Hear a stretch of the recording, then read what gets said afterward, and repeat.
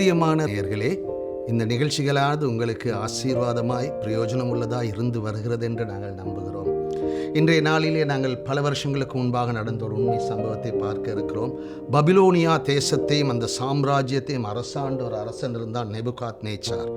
அவன் என்ன செய்தான், இஸ்ரவேலிலிருந்து சில வாலிபர்களை சிறை கைதிகளாய் கொண்டு வந்திருந்தான். நல்லா படித்தவங்க, நல்ல திடகாத்திரமானவங்க, நல்ல அறிவில் சிறந்தவங்களை கொண்டு வந்து அவங்களுக்கு ஒரு 3 வருஷம் பயிற்சி கொடுத்து வச்சிருக்கிறான். ஒரு நாள் இந்த நேபுகாத்நேச்சார் ராஜா ஒரு கனவு காண்றான். அந்த கனவு கண்டு ரொம்ப பயப்படுறான். உடனே அந்த தேசத்தில் இருந்த ஞானிகள், சூனியக்காரர், ஜோசியர் எல்லாரையும் வர சொல்கிறான். அப்போ அந்த தானியேலும் அவனோட 3 நண்பர்களும் கூட ஞானிகளாக இருந்தாங்க அந்த ராஜ்யத்தில். எல்லாரையும் வர சொல்லி சொல்கிறான். அந்த நேரத்தில் தானியேலும் நண்பர்கள் அந்த இடத்துக்கு வரல. அவன் சொல்கிறான், நான் ஒரு சொப்பனம் கண்டேன், ஒரு கனவு கண்டேன், அதையும் அதோட விளக்கத்தையும் நீங்கள் சொல்லுங்கள். டக்குன்னு அந்த ஞானிகள் சொல்கிறாங்க, சரி, நீங்கள் என்ன சொப்பனம் கண்டீங்க, என்ன கனவு கண்டீங்கன்னு சொல்லுங்கள், நாங்கள் விளக்கத்தை சொல்கிறோம். இல்லை, நீங்கள் கனவையும் சொல்லி விளக்கத்தையும் சொல்லணும். அவங்க பார்க்குறாங்க, இது எப்படிடா, எங்களுக்கு கனவையும் சொல்லி கண்ட கனவுக்கு நான் எப்படி விளக்கம் சொல்கிறது? ரொம்ப யோசித்தாங்க. டக்குன்னு ராஜா கோபம் வந்து ஒரு சட்டம் கொண்டாடுறான். எல்லா ஞானிகளையும், சாஸ்திரிகளையும், ஜோசியக்காரையும் கொலை செய்ய சொல்லி ஒரு சட்டம் வருது. தானியேலுக்கு கேள்விப்படுறான். தானியேல் ஒரு வாலிபன், அவன் கேள்விப்படுறான், ராஜா இப்படி ஒரு சட்டம் கொண்டு வந்திருக்கிறான்னு. தனக்கு பொறுப்பாக இருந்த அதிகாரிகிட்ட போய் கேட்குறான், அவசரமாக ராஜா இப்படி ஒரு சட்டம் கொண்டு வந்தாருன்னு. இல்லை, ராஜா ஒரு கனவு கண்டாராம், அந்த கனவுக்கு யாருக்கும் இவங்களுக்கு விளக்கம் சொல்ல முடியலைன்னு.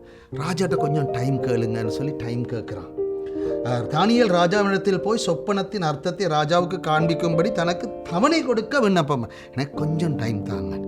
இவன் சும்மா சரி அந்த தண்டனை நிறைவேற்றினா தானியேலும் அவரோட நண்பர்களும் கொலை செய்யப்படணும். ஏன்னா அவங்களும் அந்த ஞானிகளுக்குள்ளே வருவாங்க.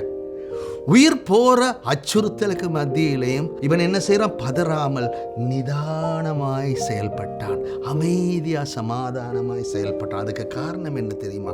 தானியேலுக்கு அவனுடைய மெய்யான தேவன் மேல் இருந்த நம்பிக்கை. ஏசாயா தீர்க்கதரிசியோட புத்தகம் பைபிள் 26:3 சொல்லுது, உம்மை உறுதியாய் பற்றி கொண்ட மனதையுடையவன் உண்மையே நம்பி இருக்கிறபடியால் நீர் அவனை பூரண சமாதானத்துடன் காத்துக்கொள்வீர். ஆண்டவரை நாங்கள் நம்பும்போது அவருடைய அனுமதி இல்லாமல் எங்களோட வாழ்க்கையிலே எதுவுமே நடக்க முடியாது. அந்த நம்பிக்கை இருக்கும் பொழுது சமாதானமாக நாங்கள் தூங்கலாம். உடனே தானியேல் என்ன செய்கிறான், தன் நண்பர்களோடு கூடுறான். இன்னொரு நாடு, அந்நிய தெய்வங்களை வணங்கிற நாடு. இந்த 4 பேர் சேர்ந்து ஒரு சின்ன சபையாக கூடுறாங்க. சில நேரங்களில் மத்திய கிழக்கோ அல்லது மாலைத்தீவோ மற்ற நாடுகளுக்கு போனால் நீங்கள் பார்த்தீங்கன்னா சட்டப்படி சில இடங்களில், சில நாடுகளில் அனுமதி இருக்க சபைகள் கூட, சில நாடுகளில் அனுமதி இல்லை. ஆனால் அந்த நாடுகளில் சில பேர் கூடி ரகசியமாக ஜபிக்கிறது உண்டு. அதுதான் அங்கே சபை. தானியேலும் அவனுடைய 3 நண்பர்களும் சேர்ந்து என்ன செய்கிறாங்க, ராஜா இப்படி ஒரு கட்டளை கொண்டிருக்கிறான்னு ஒரு ஆளோடு ஒரு ஆள் கலந்துரையாடி அவங்க குழுவாக சேர்ந்து ஜபிக்கிறாங்க. இன்றைக்கி சின்ன சின்ன குழுக்கள் முக்கியம். நிறைய பேர் இன்றைக்கி தனிமையோட பிரச்சனைகளை போராடுறாங்க. தாங்க போராடுற பிரச்சனைகளோட யாரோடையும் பகிர்ந்து கொள்ள திடீர்னு பார்த்தா தற்கொலை பண்ணி கொண்டாங்க, அல்ல திடீர்னு ஏதாவது ஒரு பெரிய பிரச்சனையில் மாட்டிட்டாங்கன்னு கேள்விப்படுறோம். எங்களுக்கு ஒரு சிறு குழு ஒன்று இருக்கணும். எங்களோட 1-2 பேர் அல்ல 3-4 பேர், சில நண்பர்களா எங்களோட போராட்டங்கள், சந்தோஷங்கள், ஏமாற்றங்கள், வெற்றிகள், தோல்விகளை பகிர்ந்து கொள்ள இருக்கு. சேர்ந்து ஜபிக்க, ஒரு ஆளுக்காக ஒரு ஆள் ஜபிக்க ஒரு சிறு குழு இருக்கிறது முக்கியம். எனக்கு அப்படி ஒரு குழு இருக்குது. ஆனால் நாங்கள் ஒரு ஆளுக்காக ஒரு ஆள் ஜபிப்போம். ஒரு பிரச்சனை வரும்போது, ஒரு தீர்மானம் எடுக்கும் போது மற்றவங்களோட ஆலோசித்து செய்கிறது உண்டு. இந்த சிறு குழுக்கள் மிக மிக முக்கியம். அந்த தானியேலுக்கு ஒரு 17 வயசு போல தான் இருக்கும், 17-18 வயசு தான் இருக்கும் இந்த நேரத்தில். ஆனால் ஆண்டவர் வெளிப்படுத்துகிறார். இந்த தரிசனம் என்ன அல்லது சொப்பனம் என்ன, அதன் அர்த்தத்தை விளங்கப்படுத்துகிறார். தானியேல் ராஜாட்ட போனோன்னு அவன், ஐயோ எனக்கு தான் எல்லாம் தெரியும், எனக்கு தான் எல்லா ஞானமும் இருக்குது. அவன் ரொம்ப தாழ்மையா, எனக்கு எல்லாம் தெரியும்னு இல்லை, கடவுள் ராஜாவுக்கு ஒரு செய்தியை கொடுக்க விரும்புகிறார். ராஜாவே, நீர் ஒரு பெரிய சிலையை கண்டீர், அந்த பெரிய சிலை மிகுந்த பிரகாசமாக இருந்துச்சு, அது உமக்கு எதிரே நின்றது, அதோட ரூபம் கொஞ்சம் பயங்கரமாக இருந்துச்சு. சிலையிட தலை பசும் பொன், அதன் மார்பகமும் புயங்களும் வெள்ளி, அதன் வயிறும் தொடைகளும் வெண்கலம், கால்கள் இரும்பு, பாதங்கள் இரும்பும் மண்ணும் களிமண்ணும் சேர்ந்தது. அது விளங்கப்படுத்துறாரு, ராஜ்யங்களை சொல்றாரு. உங்களுக்கு பிறகு இன்னொரு ராஜ்யம் வரும். நேபுகாத்நேச்சாரோட பாபிலோன் ராஜ்யம் செழிப்பான ராஜ்யம். அதுக்கு அடுத்தது வாரது என்னது, வெள்ளி, சரியா? அதுக்கு அடுத்தது அதை விட கொஞ்சம் குறைவா. அதுக்கு பிறகு வார தொடையும் வயிறும் வெண்கலம், அதுக்கு பிறகு கால்கள் இரும்பு, பாதங்கள் மண்ணும் இரும்பும். இந்த தீர்க்கதரிசனம் என்னத்தை பத்தி சொல்லுதுன்னா, பபிலோன் ராஜாவை பத்தி தான் பொன் தலை சொல்லுது. அதுக்கு பிறகு மேதியா பெர்சியான ஒரு ராஜ்யம் வந்துச்சு, அவங்கள பத்தி தான் வெள்ளி சொல்லுது.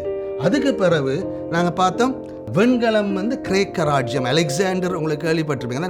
அவன் என்ன செய்தான்? கிரேக்க நாடுகள் எல்லாம் கிரேக்க பாஷையை அறிமுகப்படுத்தினான். காலனித்துவ காலத்தில் ஆங்கிலம் பல தேசங்கள் இலங்கை உட்பட அறிமுகப்படுத்தப்பட்டது போல கிரேக்க பாஷையை அறிமுகப்படுத்தினான். ஆகவே தான் பவுல் பிரசங்கம் பண்ணும்போது போகிற இடத்துல கிரேக்க பாஷையில் பிரசங்கம் பண்ணக்கூடியதாக இருந்துச்சு. புதிய ஏற்பாடு கூட கிரேக்க மொழியில் தான் மொழிபெயர்க்கப்பட்டுச்சு.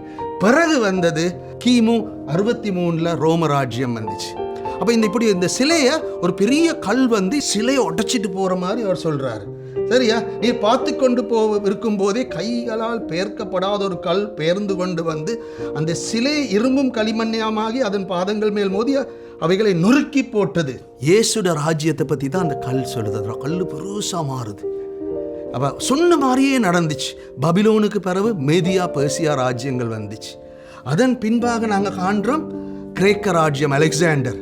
அதற்கு பின்பாக ரோம சாம்ராஜ்யம் வந்துச்சு. சரியா? இயேசு பிறக்கும் போது ரோம சாம்ராஜ்யம் தான் இருந்துச்சு. இயேசு தான் கடைசி ராஜ்யமாக சொல்லப்பட்டிருக்குது. இயேசு ராஜாவாக சொல்லப்பட்டிருக்கு.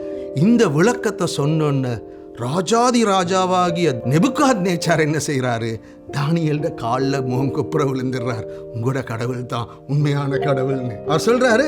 இந்த மறைபொருளை வெளிப்படுத்தும்படியால் மெய்யாய் உங்கள் தேவனே தேவர்களுக்கு தேவனும் ராஜாக்களுக்கும் ஆண்டவருக்கும் மறைபொருளை வெளிப்படுத்துவருமா இருக்கிறார். உடனே இவன் உண்மையா மனம் திரும்பல. பிறகு பார்த்தீங்கன்னா திரும்பவும் சிலை வணக்கம், திரும்பவும் பிழையான காரியங்களை செய்கிறான்.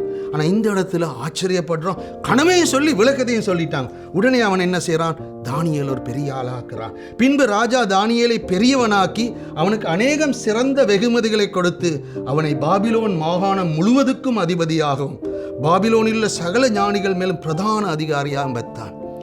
நீங்கள் பார்த்தீங்கன்னா தானியேல் அந்த மாகாணம் முழுவதுக்கும் அவன் தான் அதிபதி. ராஜாக்கு அடுத்ததாக வந்துட்டான். எல்லா ஞானிகளுக்கும் தலைவனாக வச்சுட்டார். பார்த்தீங்களா கடவுள் எப்படி தானியேலை உயர்த்தினார்? தானியேல் கொலை செய்யப்பட நிலையில் அடிமையாக கொண்டு வரப்பட்டு விருப்பமில்லாத காரியெல்லாம் படிக்க வேண்டி வாழ்க்கையில் மோசமான காரியங்கள் நடந்தால் அந்த மோசமான காரியங்கள் அந்த ஆண்டவர் சிறந்த காரியத்தை வெளியே கொண்டு வந்ததை காண்றோம். தானியேல் ஒரு பெரிய பதவிக்கு வந்தோன்னே தன்னை நண்பர்களை மறக்கல. உடனே அவன் என்ன செய்கிறான்? தானியேல் ராஜாவை வேண்டிக் கொண்டதன் பேரில் அவன் சாத்ராக்கையும் மேஷாக்கையும் ஆபேத்நேகோவையும் பாபிலோன் மாநகரத்து காரியங்களை விசாரிக்கும்படி வைத்தான். தானியேலோ வென்றால் ராஜாவின் கொலுமண்டலத்தில் இருந்தான். தானியேல் சொல்ற என் நண்பர்களுக்கு ஏதாவது கொடுங்க, அவங்களுக்கும் பதவிகள் கொடுக்கப்படுது. இன்றைக்கி சில பேர் என்ன செய்வாங்க? நல்லா இருப்பாங்க. தானியேல் பிரச்சனை இருக்கும்போது அவனோட நண்பர்கள் இருந்தாங்க. ஆனால் இன்றைக்கி நாங்கள் என்ன செய்கிறோம்? பழசை மறந்துடுறோம். கஷ்டப்பட்ட குடும்பத்தில் இருந்தோம், கஷ்டப்பட்டு எங்களை வளர்த்து அம்மா அப்பாவை கவனிக்கிற இல்லை, அல்லது கஷ்டப்பட்டு எங்களுக்கு உதவி செய்த சித்தி மாமா மாமியை விட்டுருவோம், எங்களுக்கு படிப்பிச்ச ஆசிரியர்களை மறந்துடுவோம், எங்களுக்கு உதவி செய்தவங்களை மறந்துடுவோம். நல்ல நிலைக்கு வந்தோம் நாங்கள் மறந்துடலாம். ஆனால் இவன் அப்படி செய்யலை. தன்னோடு பிரச்சனையில் இருந்த நண்பர்களுக்காக பரிந்து பேசுகிறான். நாங்கள் பார்த்த இந்த ராஜாவோட கனவு தானியேல் 2ஆம் அதிகாரத்திலேருந்து சில பாடங்களை நாங்கள் படிக்கலாம். தானியேல் மரண அச்சுறுத்தல் இருக்கும் பொழுதும் எப்படி சமாதானமாக அவன் குழப்பம் அடையாமல் பதட்டம் அடையாமல் கடவுளில் நம்பிக்கையாக இருந்தான். எங்களோட வாழ்க்கையில் என்னத்தான் நடந்தாலும் நாங்கள் கடவுளை நம்புவோம். எங்களுக்கு அழுத்தங்கள் வரும்போது அழுத்தத்தை பார்த்து நானும் சில நேரங்களில் டக்குன்னு பேனிக் ஆயிடுவேன், சில நேரங்களில் டக்குன்னு ப்ரெஷருக்கு இடம் கொடுத்துருவேன், டென்ஷன் ஆயிடுவேன். கடவுளில் நம்பிக்கை வச்சா நாங்கள் அப்படி ஆக தேவையில்லை. ஆனால் தானியேல் கேட்குறேன், ராஜா நியமிச்ச அதிகாரம் இப்படி ஒரு கட்டளை அவசரமாக வந்துச்சு, அதில் வேற கண்டுபிடிக்க பார்க்குறோம். ரூட் காஸ் என்னது? நிறைய பிரச்சனைகளுக்கு நாங்கள் என்ன காரணம்னு கண்டுபிடிக்க போகிறது இல்லை. நாங்களா பிரச்சனைகளை உண்மையில் என்ன அடிப்படை காரணம், நோய் என்னன்னு தெரிஞ்சால் தான் மருந்து கண்டுபிடிக்கலாம் தானே. அது மாத்திரம் தானியேல் தாழ்மையாக இருந்தான். எனக்கு தான் எல்லாம் தெரியும்னு சொல்லல, எனக்கு எல்லாம் தெரியும்னு இல்லை. ஆண்டவர் ராஜாவுக்கு ஒரு மெசேஜ் தன்னை தாழ்த்துனா. எங்களுக்கு தாழ்மை அவசியம். எனக்கு நிறைய பேர் தங்களுக்கு எல்லாம் தெரியும்னு நினைக்கிறாங்க. மற்றவங்க ஏதாவது பிள்ளைய சொன்னால் ஏற்றுக்கொள்றது இல்லை, கற்றுக்கொள்ள விருப்பம் இல்லை, தாழ்மையாக இருந்தான். ராஜாவுக்கும் கடவுளை பற்றி தானியேல் பேசுறதை காண்றோம். என்ன சொல்ல? பரலோகத்தில் இருக்க தேவன் கடைசி நாட்களில் சம்பவிப்பதை ராஜாவுக்கு வெளிப்படுத்தினார். எங்களோட பஸ்மா இருக்கு, எங்களோட வேலை செய்கிறவங்களுக்கு நாங்கள் கடவுளை வெளிப்படுத்துகிறோமா? ராஜாவே அறிக்கையிடுற மாதிரி வந்து செய்கிறோம். நாங்கள் இதில் படிக்கிற பாடங்கள் இன்னொன்று, எங்களோட வாழ்க்கையில் நடக்கிற மோசமான சம்பவங்களுக்கு மத்தியில் நாங்கள் கடவுளை நேசிக்கிறோன்னா கடவுள் சிறந்ததை வெளியே கொண்டு வருவார். அது மாத்திரமே இல்லை, நாங்கள் எங்களோட தேவனை எங்களோட வேலைத்தனத்தில் இருக்கிறவங்களுக்கு எங்களோட வாழ்க்கை மூலமாக வார்த்தை மூலமாக வெளிப்படுத்திருக்கு. எங்களோட இருந்த நண்பர்கள் எங்களுக்கு உதவி செய்தவங்களை நாங்கள் மறக்கக்கூடாது. கடைசி ஒரு சம்பவம் பார்க்குறோம். பெர்னார்ட் கிளிப்பின்னு சொல்லி ஒருத்தர் இருந்தார். 16ஆம் நூற்றாண்டு ஒரு ஆங்கிலிக்கன் போதகர். அவருக்கு மரண தண்டனை விதிக்கிறாங்க ராணி மேரியோட காலத்தில். அந்த நேரத்தில் அவர் சொல்கிறார், எல்லாம் நன்மைக்கு தான், எல்லாம் சிறந்ததுக்கு தான், every thing for the best, எல்லாமே நன்மைக்கு தான் சொல்கிறார். என்னடா இவர் இப்படி சொல்கிறார், மரண தண்டனை கொண்டு போகிறோம். இடையில குதிரையில் விழுந்தவர் காலில் இருக்க ஏதோ காலில் பிரச்சனை வருது, டிலே ஆகுது, 2-3 நாள் பிந்துறாங்க. அப்போ அவர் சொல்ற எல்லாமே நன்மைக்கு தான். என்னடா இவன் இப்படி சொல்கிறான். கடைசியாக பார்த்தா அங்கே பிந்தி போகிற நேரத்தில் அங்கே மகாராணி செத்து புதிய அரசன் வந்து கிறிஸ்தவர்களை கொல்றதை தண்டனை கொடுக்கறத நிப்பாட்டுறாங்க. பார்த்திங்கன்னா இவனுக்கு நடந்தது எல்லாம் நன்மையாக வந்துச்சு. எங்களோட வாழ்க்கையில் நடந்த மோசமான காரியங்களை கூட நாங்கள் ஆண்டவரை நேசிக்கிறோன்னா ஆண்டவர் நன்மையாக மாற்றுவார்.